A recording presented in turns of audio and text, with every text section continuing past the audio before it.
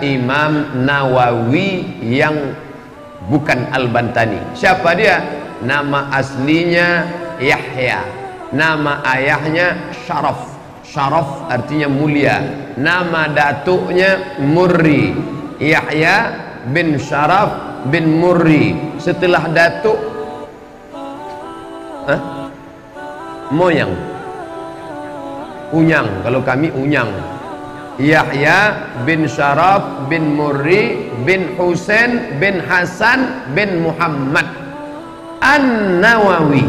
Nawawi diambil dari nama kampung. Nama kampungnya Nawa, 80-an kilometer dari Damaskus, Suriah. Lahir di Nawa. Di Nawa inilah dia lahir tahun 631 Hijriah. 631 Hijriah. Artinya 631 setelah hijrahnya Nabi Muhammad sallallahu alaihi wasallam. Inilah dia Imam Nawawi. Lahirnya di mana? Nawa, maka disebut dengan Nawawi. Lahirnya di Makkah, Makki, Al-Makki. Orang mana dia? Orang Mesir, Al-Misri. Orang mana dia? Orang Baghdad, Al-Baghdadi.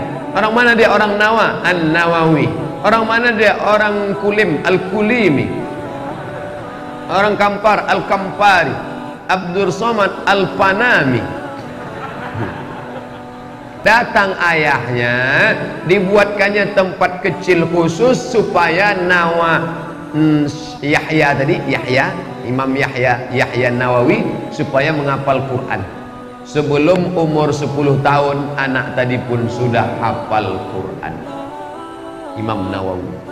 Dibuatkan ayahnya ruang kecil, nak kau di sini ngapal Quran. Kau tak berjual, kau tak membeli, tidak berdagang, hanya ngapal Quran saja.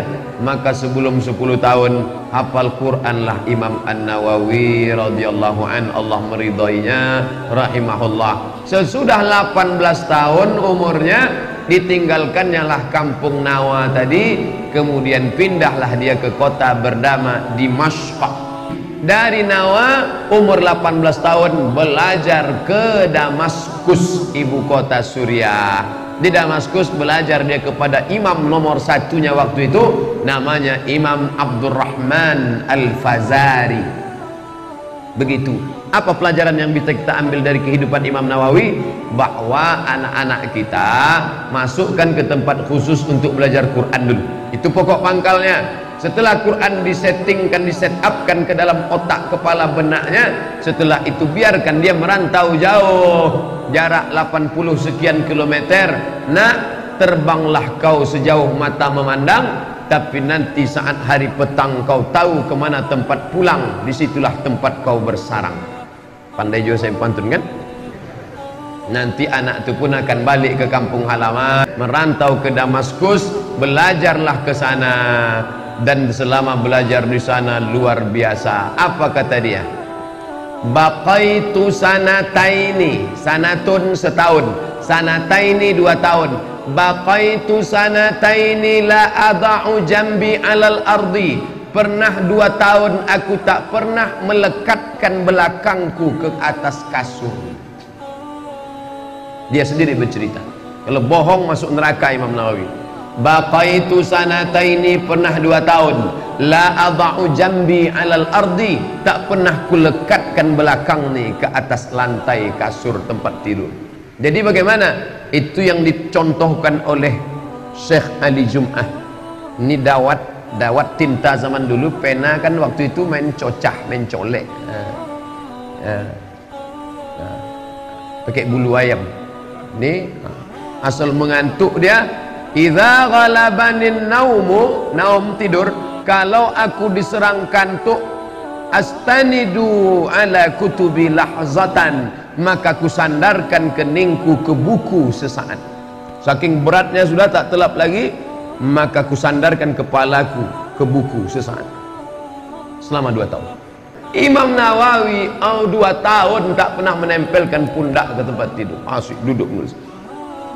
Ustaz Somad, asalkan lurus jok mobil dari Dumai dari Rokan Hulu tidur, ini balik nah jamaah, Ustaz harus banyak istirahat, harus banyak tidur aja kerja. Imam Nawawi, kalau aku lelah, kata Imam Nawawi, kalau capek aku menulis, bukan pakai laptop, bukan copy paste, menulis. Kalau aku letih menulis, diletakkannya tinta pena itu, dia pun bersyair, membacakan syair-syair. Itulah kenapa dalam pengajian ada munsyid. Kalau di Mesir mengaji, di Makkah, di Madinah ada munsyid. Munsyid itu satu orang tukang nasyid. Kalau ngaji sama Habib Taufik, Habib Muhammad, Habib Umar bin Hafiz, Habib Taufik As-Saghaf, Habib Mahdi, Habib Fulan bin Fulan, itu pasti ada munsyid. Pas capek lelah, munsyid dulu. Munsyid itu nasyid. Maulaya salli wa sallim daiman abada ala habibika khairi khalqi kullihim. Istirahat sejenak. Wa kana ya'kulu marratan wahidatan ba'dal isya al-akhirah. Sesudah sembahyang isya barulah Imam Nawawi makan sekali. Tadi tentang belajarnya, tidur di atas buku sampai pernah 2 tahun tak menempelkan belakang ke lantai. Bagaimana makannya? Wa kana ya'kulu ba'dal isya al-akhirah. Makannya sesudah isya terakhir. Dulu orang menyebut maghrib itu isya. Ada isya awal, ada isya akhir. Isya awal maghrib, isya akhir, inilah selesai isya. Habis sembahyang isya, Imam Nawawi pun makan. Habis makan, menulis balik. Malam, dia tidur istirahat sejenak. Habis itu baru dia tahajud malam.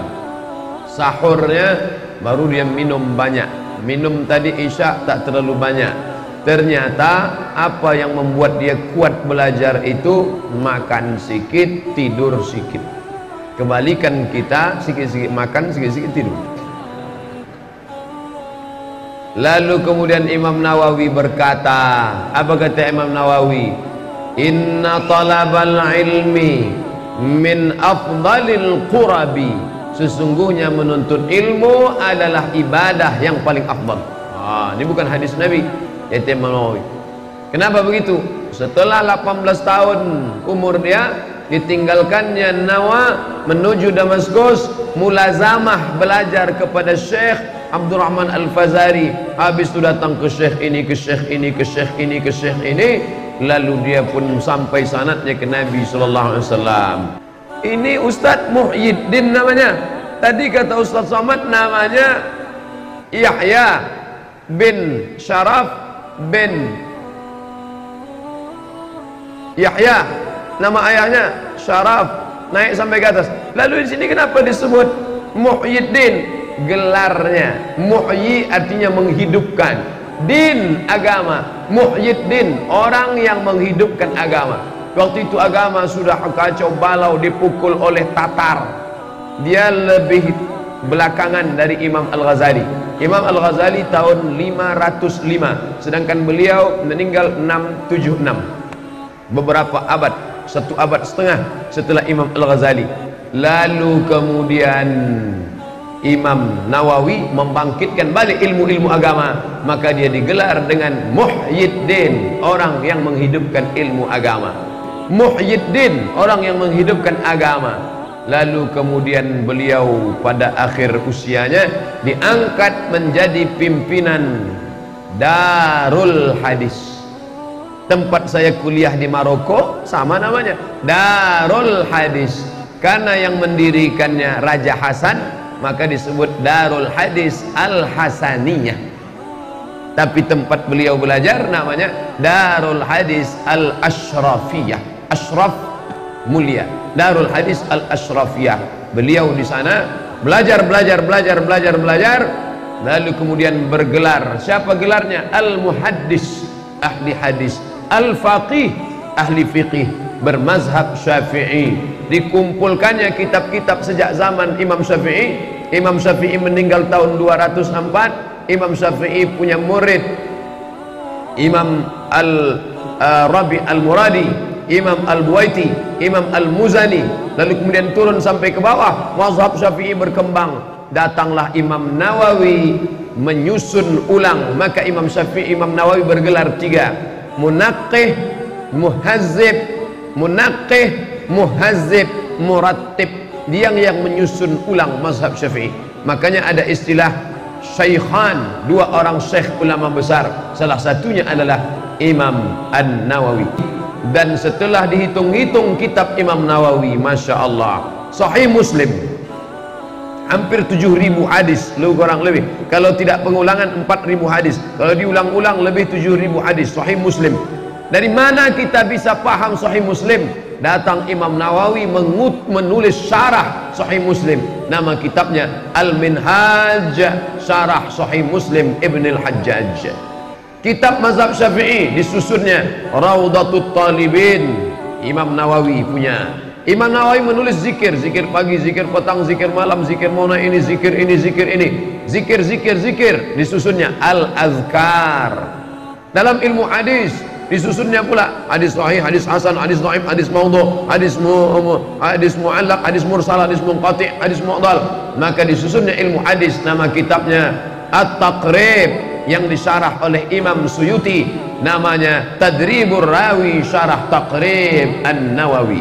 Lalu Imam Nawawi menulis pula lagi kitab, insyaallah akan kita baca kalau khatam ini, kitab Riyadhus Shalihin. Saking banyaknya kitab Nawawi sampai tak terhitung, saking banyaknya, andai dihitung kitabnya dengan umurnya tak sesuai umurnya dengan kitabnya. Tapi itu tuh bukan bohong, bukan berarti kitab setelah dia meninggal diambil orang kitab dinisbatkan ke dia, enggak, memang asli kitab tulisan dia. Sampai akhirnya suatu hari Imam Nawawi tadi membayar hutang-hutangnya, dan semua buku yang pernah dia pinjam dibalikkannya. Pernah dia pinjam kitab sama si anu, dibalikkannya. Pernah dia pinjam kitab sama si anu, dibalikkannya. Setelah dibalikkannya semua kitab, dipulangkannya kitab ini, lalu kemudian dia pun pergi ke Baitul Maqdis, Palestina.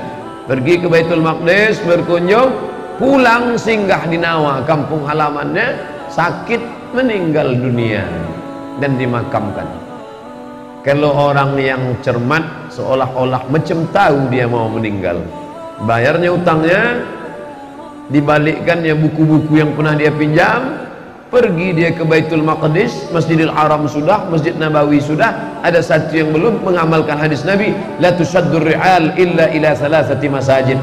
Jangan sampai kau tak meninggalkan bersemangat untuk 3 masjid, Masjidil Haram, Masjid Nabawi, Masjid Al-Aqsa. Pergi dia ke Masjid Al-Aqsa dari Suriah, lalu kemudian pulang singgah ke kampung halaman Nawa, meninggal dunia dalam umur 45 tahun. 54. Saya sarankan sekarang 40 tahun. Kalau ikut Imam Nawawi 5 tahun lagi mati. Indah usia Imam Nawawi. Umur tak terlalu banyak, tidak terlalu sakit menyusahkan orang, 40 tahun sampai hari ini dikenang 676. Imam Nawawi 676. Sekarang 1438. Kalau hiduplah Imam Nawawi 1439, kalau hiduplah Imam Nawawi sekarang, maka sudah berumur hampir 800 tahun. Meninggal dia, orang tak tahu rumahnya di mana, orang tak tahu mana istananya, tapi namanya tetap dikenang sampai sekarang. Dari mana Ustaz mengambil pendapat ini? Imam An-Nawawi menulislah supaya orang di masa akan datang tahu bahwa kau pernah hidup di masa lalu. Luar biasa. Kenapa imam-imam itu banyak, besar, hebat, tapi ada yang hilang namanya? Kana Lais afqah min Malik. Ada yang lebih hebat dari Imam Malik. Imam Syafi'i punya guru namanya Imam Malik. Imam Malik katanya ada yang lebih hebat lagi dari Imam Malik. Siapa dia? Imam Lais Ibnu Sa'ad. Tapi tak terkenal. Kita tahunya ikan selais. Ada imam besar namanya Imam Al-Lais Ibnu Sa'ad. Mana dia sekarang? Meninggal. Kenapa tak masuk dalam mazhab yang 4? Yang ada kita tahu Imam Hanafi, Imam Syafi'i, Imam Maliki, Imam Syafi'i, Imam Hanbali. Mana Imam Lais bin Sa'ad? Setelah diteliti, namanya hilang karena muridnya tidak menulis. Bertuah Imam Syafi'i. Imam Syafi'i meninggal, muridnya menulis. Datang Imam Rabi' Al-Muradi, datang Imam Al-Buwaiti, datang Imam Al-Muzani. Setelah 4 abad Imam Syafi'i meninggal, datang Imam An-Nawawi yang mengumpulkan pendapat-pendapat mazhab lalu direvisinya, dikeluarlah kitab Al-Majmu' Syarah Muhadzab, Raudhatut Talibin wa Umdatul Muftin. Maka Imam Nawawi disebut Imam Syafi'i yang kedua dalam sejarah perkembangan mazhab Syafi'i.